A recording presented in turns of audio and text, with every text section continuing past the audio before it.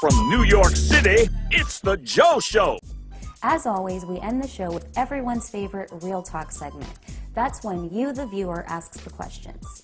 So if you have a question you'd like to ask or a statement you'd like to make to the world, email us at justaskjoe@thejoeshow.com. Okay, people, it's time for Real Talk, everybody's favorite.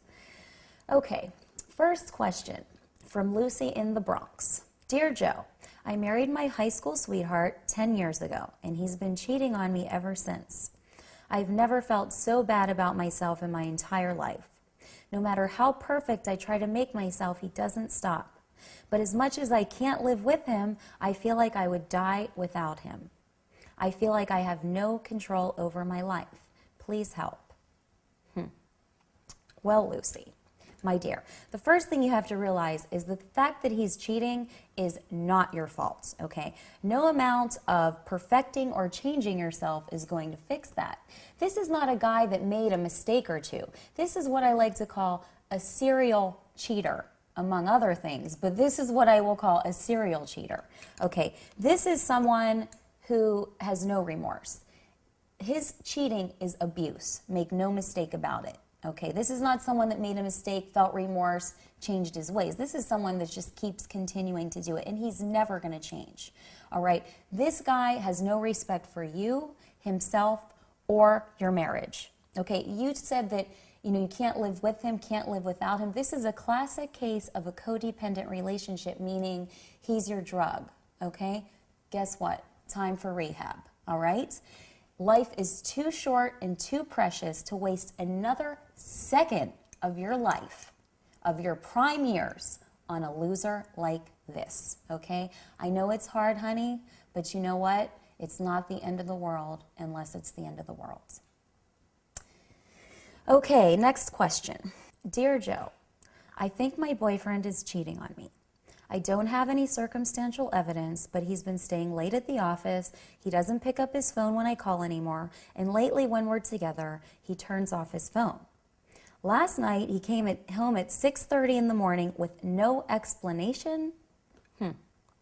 Whenever I bring it up, he says that I'm crazy and insecure, and by the time we're done with the conversation, I'm apologizing as if I'm the one who'd done something wrong. I don't know what to do because I love him and we've been together for 2 years. Please advise. Tatiana from Manhattan.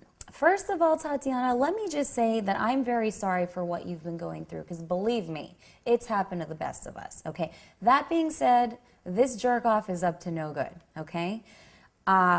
It doesn't take a rocket scientist to figure out that he's cheating. Circumstantial evidence, okay, like I always say, this isn't a court of law, honey. It's my world, and you just live in it. And if that weren't enough, he has the audacity to try to manipulate your mind and confuse you and make you feel bad about yourself, so that by the time you're done with the conversation after you've confronted him for something that he's done, you're apologizing. You know what? That's what I call the Jedi mind trick. It's a very dirty, very mean little trick, and anyone who does it to you has no respect for you. All right? I hate to say it, I'm sure this is not what you want to hear, but you know what, Tatiana? It's time to be strong, pull yourself together, and cut your losses, because you can do bad all by yourself.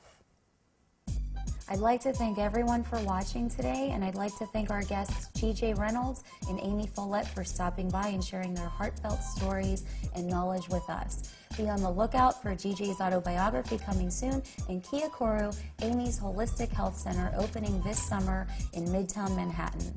Until next time, God bless us all. Peace, love, and charity.